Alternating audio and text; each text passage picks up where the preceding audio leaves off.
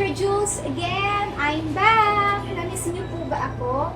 Ayan. So, I'm back again. And sa mga hindi pa po nakakakilala sa akin, this is Teacher Julz.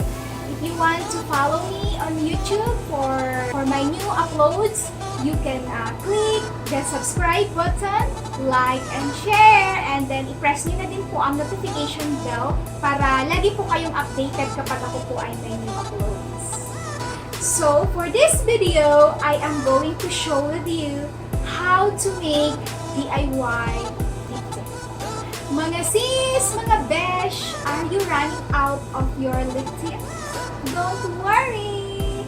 For today's vlog, I am going to share with you how to make DIY liptint. So, you will not worry if ever we will be running out of our liptint. And, you know guys, yung gagamitin natin mga ingredients dito ay all natural. Ang mga kakailangan lang po natin ay aloe vera, glycerin, and food color. Yes, you heard it right mga beshi, only 3 ingredients. Are you excited now to learn how to make DIY liptint? Let's begin! The materials we will need to make DIY liptint. First, we need a bowl and the spoon, empty container. For the ingredients, we need glycerin, aloe vera gel. So, it's up to you if you want to use the fresh aloe vera gel or you can buy the ready-made aloe vera soothing gel. So, for me, I use in this video this Nature Republic aloe vera soothing gel. But, hindi po ito sponsored ng Nature Republic. And then, we will need also the food color. So, basically, we need red. And then, if you prefer darker or lighter color or pinkish color, you can add up other color or you can use other food color. And then next is the food color. So, I will just add up a little bit. 2, 3, 4, 5. So, just 5 drops. Let's add 6 drops. 6 drops of 6 drops of red. And then let's mix it up. So, as you can see, the aloe vera gel turns to red, but the color is it's orangey, it's red orange. So let's try it. It's orangey, so I want a little bit darker, so I will add a bit of green food color, because this is the only available color that I have here. This is the only available color that I have here. So, I will add a little bit of green. Only little bit. Okay. Let's see. 1 drop is enough. Okay, so strong, see? It turns too dark. So let's mix and let's see what will happen.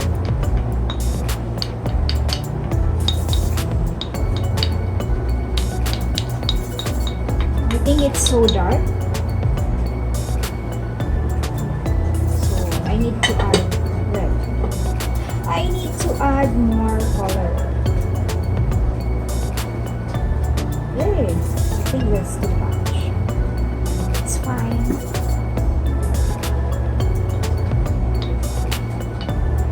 So I'll add up more red. So it becomes watery now. So I think I need to add more gel. So I will add more gel.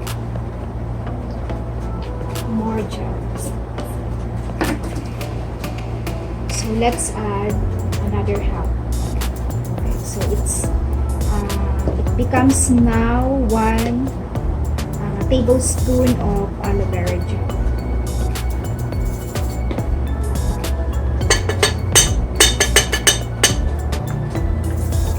Okay, and then let's just mix. Let's mix.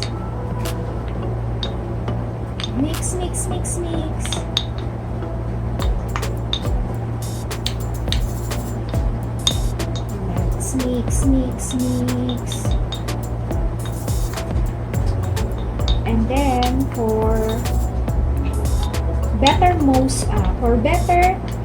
for better moisture to our lips,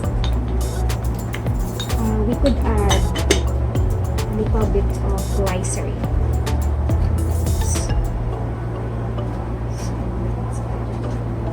Okay, that's enough. So we add glycerin.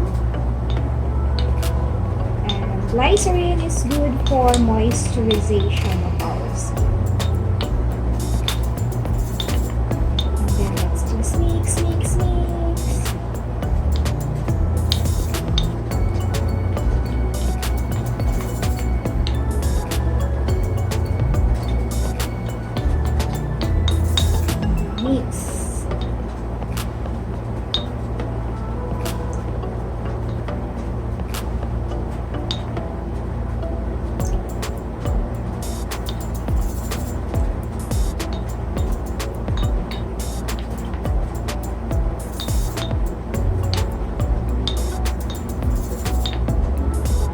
So I think it's okay now.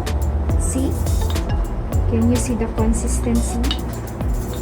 So I think it's okay now. So let's try if the color is enough.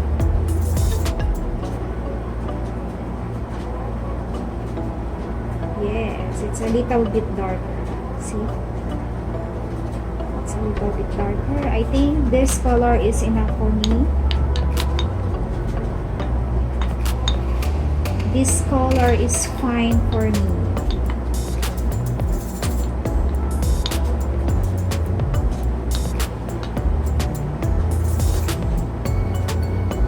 Yes, love it. See? Love that color. I think if you want little bit darker, like going to brown or brownish, you could add blue instead of green.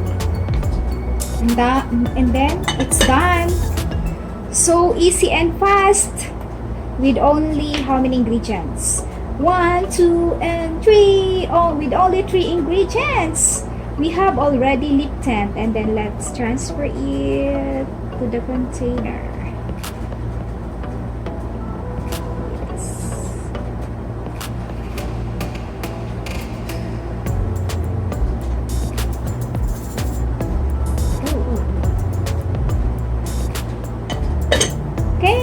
So our lip tint is finished. Hello everyone, I'm back, and finally we're done with our DIY lip tint. Excited na po ako na i-try kung ano ang ating nabuong kulay. Okay. Let's have now a review kung okay nga ba ang ating nabuong DIY lip tint. So, ito po yung ating finished product. So, you could see, it looks so nice. Yan. And then, you can see my face that I don't have any makeup. Okay, I just put on cream on my face and I don't have anything like lip tint or blush on. So, I have a bare face now. So, let's see if there will be a transformation after putting this lip tint DIY. Now, let's see. Let's try now. Kumuha lang po ako ng kunti lang po, and then I will put it on my lips.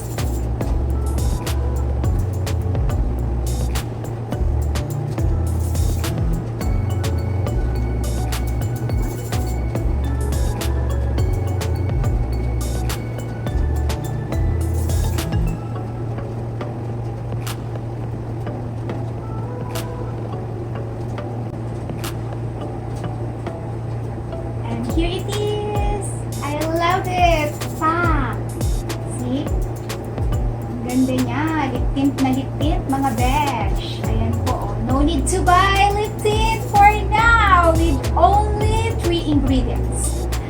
Only the glycerin, aloe vera gel, and the food color. Then you will have this. See? With this lipstick. Okay, now let's try to use this as blush on. Okay, try naman natin na gawin blush on.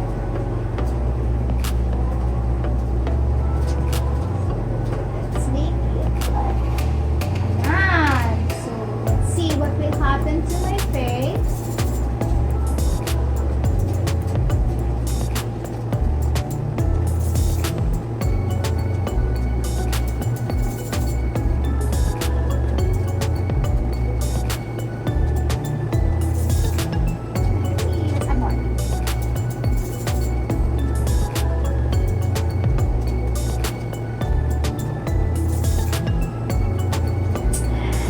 OMG!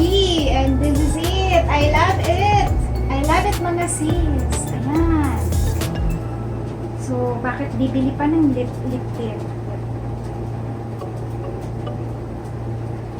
Ayan. I love it mga sis! No need to buy the expensive lip tint. We can use this one. I love it mga sis! So, can you see any difference on my face from and now with using this DIY lip tint? Love it.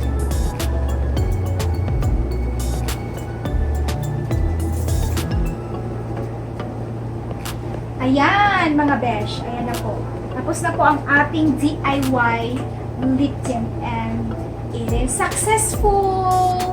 So from now on, hindi na po ako bibili ng lip tint. Gagawa na lang po ako ng sarili ko, which I can make sure din na hindi po siya harmful sa skin. Actually mga besh, I have a very sensitive lips. Pag naglalagay po ako ng lipstick or lip tint na siguro hindi siya natural, saan po nag-ketchup ang aking lips. I will see kung itong lip tint na ginawa natin ay hindi mag-ketchup ang aking lips. But that's it! It's successful!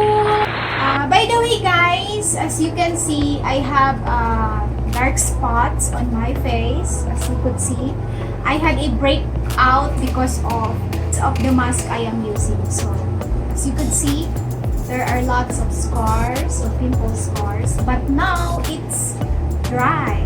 I'm happy now that it's all dry because of the secret cream that I have discovered. So, yan po ang isusunod ko na vlog, mga besh. Abangan niyo po. Thank you for watching. Bye!